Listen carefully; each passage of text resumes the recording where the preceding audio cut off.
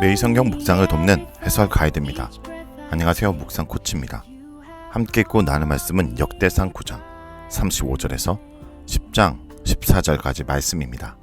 사울의 족보를 끝으로 역대기는 역사 이야기로 넘어갑니다. 사울의 족보는 사울이 왕이 되고 하나님 앞에 실패하고 다윗을 죽이려 했던 사무엘서의 모든 이야기를 요약하는 역할을 합니다. 10장은 사울의 죽음으로 시작되는데 이것은 역대기 중심인 다윗과 솔로몬의 이야기를 하기 위한 서론입니다. 35절에서 44절은 사울의 족보입니다. 1장부터 시작된 족보의 마지막에 붙은 사울 가문의 족보는 8장 29절에서 38절을 그대로 반복한 것입니다. 다만 8장 39절에서 40절은 빠졌는데 베냐민 자손 전체에 대한 평가이기 때문에 사울에게만 집중하기 위해 여기서는 생략한 것입니다. 사울의 족보는 1장부터 시작된 족보를 마무리하면서 이어서 나오는 사울의 죽음에 대한 서론 역할을 합니다. 역대기는 첫 왕인 사울에 대한 이야기는 족보로 대신하고 사울의 죽음으로 이야기를 시작하고 있습니다. 이것은 역대기 저자의 관심이 다윗과 솔로몬 왕정에 있기 때문입니다. 실패한 왕조인 사울에 대한 이야기는 족보로 대신합니다. 10장 1절에서 7절은 사울의 죽음입니다. 10장에서 29장은 전체적으로 다윗의 이야기입니다. 다윗이 역대기에서 이렇게 큰 비중을 차지한 것은 그가 성전의 제도를 정비하고 성전 건축을 준비한 인물이기 때문입니다. 이런 구조 속에서 사울의 죽음 이야기는 사울 왕조가 망하고 다윗 왕조가 일어난 이유와 다윗 왕조에 대한 정당성을 부여하는 서론적 역할을 합니다. 10장 1절에서 14절의 이야기는 사무엘상 31장 1절에서 13절에 인용하였고 마지막 13절에서 14절에 역대기 저자의 평가를 집어넣고 있습니다. 이야기는 이스라엘과 블레셋 전투에서 사울이 죽기 직전 장면부터 시작됩니다. 이것은 이 책을 읽는 사람들이 전투가 왜 일어났는지 당시 상황이 어떤지를 기록한 사무엘서의 내용을 알고 있음을 전제로 한 것입니다. 또한 사울이 전쟁 전에 엔돌에 신접한 여인을 통해 거짓 영을 통해 비참한 신탁을 받았다는 것도 알고 있었습니다. 길보아 산에서 이스라엘 군대가 패하여 죽임을 당하고 사울의 세 아들도 죽임을 당합니다. 사울도 활 쏘는 자의 추격을 받아 화살에 맞고 심한 고통을 받게 되자 스스로 자신의 칼로 죽음을 맞이합니다. 3절에 그 쏘는 자로 말미암아 심히 다급하여 라는 표현은 추격을 당하는 것에 대한 어려움이 아니라 화살에 맞은 상처로 인한 고통을 말합니다. 역대상 8장 40절에서 사울의 후손이자 베냐민 지파의 자손인 울람의 자손은 모두 활을 잘 쏘는 자로 소개되는데 그의 선조인 사울이 활 쏘는 자의 손에 고통을 당하다 죽음을 맞이하는 모습은 매우 역설적입니다. 6절은 다시 전쟁에서 죽은 자들을 언급합니다. 여기서 사무엘상 31장 6절과 역대상 10장 6절의 표현이 조금 다릅니다. 사무엘상 31장 6절에서는 사울과 그 세 아들과 무기 든 자와 그 모든 사람들이 죽었다고 말하는데 블레셋과의 전투에 참여한 군인들이 모두 죽었다는 뜻입니다. 역대상 10장 6절에서는 사울과 그의 세 아들과 온 집안이 죽었다고 표현합니다. 이는 사울 가문의 사람들이 모두 죽어 사울 왕조가 무너진 것에 초점을 두고 있는 것입니다. 7절에서 전쟁 결과로 에브라임 북부 길보아 지역에 살던 이스라엘 사람들은 그곳에서 도망하였고 그곳은 블레셋 사람들에게 빼앗기게 됩니다. 이것은 시간상 8절에서 12절 이후 사건입니다. 하자의 시간의 흐름을 끊고 들어와 전쟁의 결과를 미리 이야기해주고 있습니다. 10장 8절에서 12절은 사울의 장례입니다. 8절은 시간적으로 5절과 연결됩니다. 사울이 죽은 다음 날 블레셋 사람들이 노획물을 챙기기 위해 전쟁터로 돌아옵니다. 고대는 물자가 귀했기에 전쟁에서 죽은 적의 갑옷과 무기를 챙긴 것은 당연했습니다. 사울의 죽음을 몰랐던 블레셋 사람들은 노획물을 챙기는 과정에서 사울과 아들들의 죽음을 알게 됩니다. 사울과 왕자들의 옷과 무기는 일반 병사들의 것들과 달리 조금 더 고급스러웠을 것입니다. 사울의 경우는 다른 이스라엘 병사들과 달리 철칼을 가지고 있었기 때문에 신분 확인이 더 수월했을 것입니다.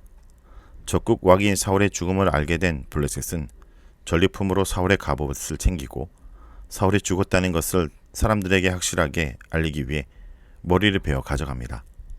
고대 전쟁에서는 적의 목을 베어 그 사람이 정말로 죽었다는 것을 사람들에게 알리는 관습이 있었습니다.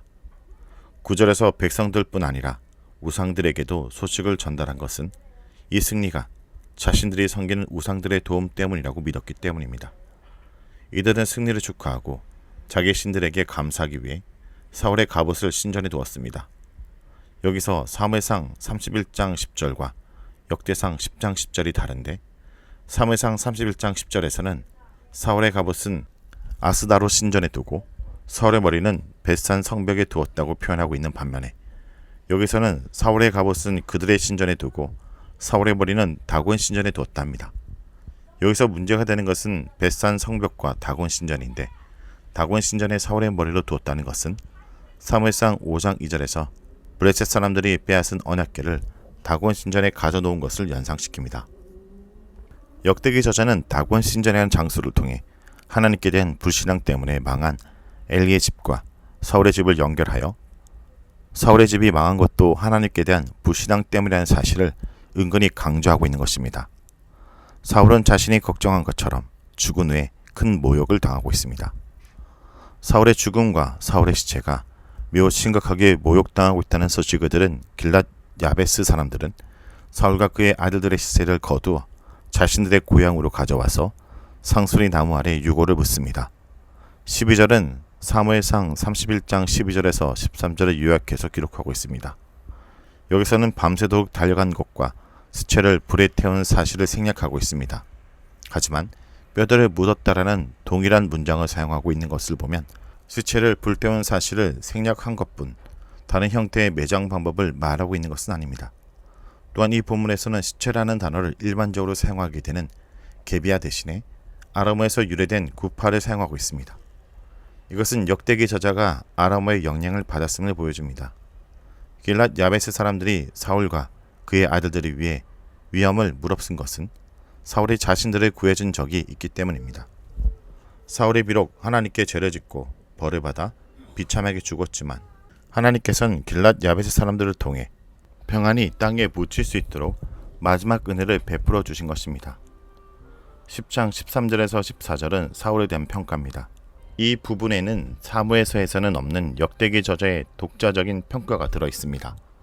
역대기 저자는 사울의 죽음은 그가 여호와께 죄를 지었기 때문이라고 분명하게 밝히고 있습니다. 사무엘서에서는 신접한 여인에게 불러온 사무엘의 입을 통해 사울의 범죄를 지적하고 하나님께서 그를 죽이실 것이라고 말했는데 여기서는 저자가 직접 사울의 죽음을 평가하고 있으며 또 분명하게 사울의 죄와 여호와의 심판 관계를 보여주고 있습니다. 사울의 죄는 여호와의 말씀을 지키지 않은 것과 신접한 여인에게 가르침을 청하고 여호와께 묻지 않은 것입니다. 여기서 지적하는 잘못은 도덕적인 죄가 아닙니다. 하나님과의 언약 관계 속에 언약을 신실하게 지키지 못한 것에 대한 질책입니다. 하나님께 묻지 않고 하나님께서 금지한 신접한 여인을 찾아가 조언을 구한 것은 가장 심각한 죄로 꼽은 것입니다. 언약 관계가 깨어지면서 사울이 망했듯이 이스라엘도 언약을 깨뜨리면서 망하여 포로로 끌려갔다 온 것입니다. 언약이 신실하지 못한 사울의 모습은 곧 이스라엘의 모습입니다. 하지만 역사는 거기서 끝나지 않고 이새의 아들 다윗을 통해 새롭게 시작하고 있습니다. 다윗에 대한 언급은 앞으로 나올 이야기의 서론입니다. 포로에서 돌아온 이스라엘에게도 여전히 희망이 있음을 알려주는 상징입니다. 오늘 본문에서 사울의 시편은 우리에게 묻습니다. 나는 과연 누구를 왕으로 삼고 살아가는가? 내가 세우려는 인생의 토대는 무엇인가? 우리 인간의 리더십, 인간적 능력은 결국 한계가 있습니다. 우리에게는 예수 그리스도라는 참된 왕이 필요합니다. 말씀을 꼭 기도하겠습니다. 주님, 오늘 사울 왕의 몰락을 통해 우리의 모습을 돌아봅니다. 우리도 종종 내 뜻과 내 방법으로 살아가며 하나님을 뒤로 미룹니다. 주님, 용서하여 주옵소서. 주님, 우리의 왕은 오직 예수 그리스도이심을 고백합니다. 내 삶의 주권을 주님께 드립니다. 가정에서, 일터에서, 교회에서 참된 왕 대신 예수님을 본받게 하여 주옵소서. 우리 공동체 가운데 겸손하고 신실한 리더십을 세워주시고 모든 권세가 주님께 있음을 고백하는 교회가 되게 하여 주옵소서. 예수의 이름으로 기도합니다. 아멘. Lord, fulfill your will in me.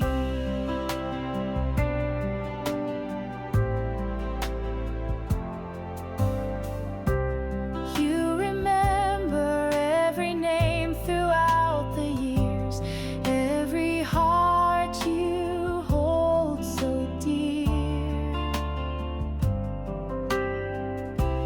Now you've placed me in this time, in this place, to declare